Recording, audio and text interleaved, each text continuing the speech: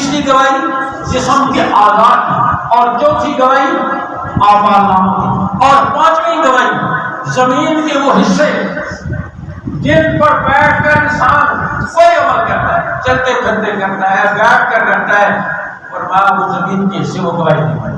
قرآن مجید میں کیا فرمایا؟ یومئذ تحدث اخبارها، جس دن زمین اپنی خبریں بیان کرے گی۔ آپ صلی اللہ علیہ وسلم نے جب نثاروں سے پوچھا تدرون ما اخبارها، جانتے ہو زمین کی خبریں کیا ہے؟ زمین کیا خبریں بیان کرے گی؟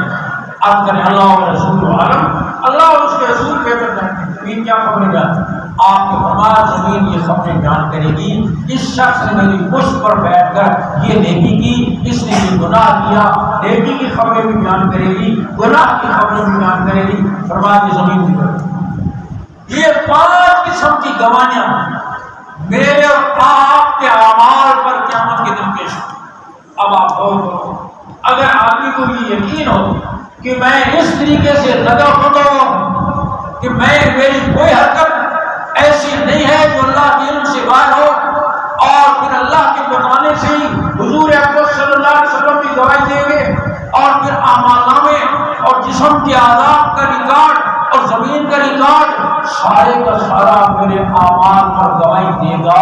اگر انسان کو یقین ہو اس کی زندگی کو ٹھیک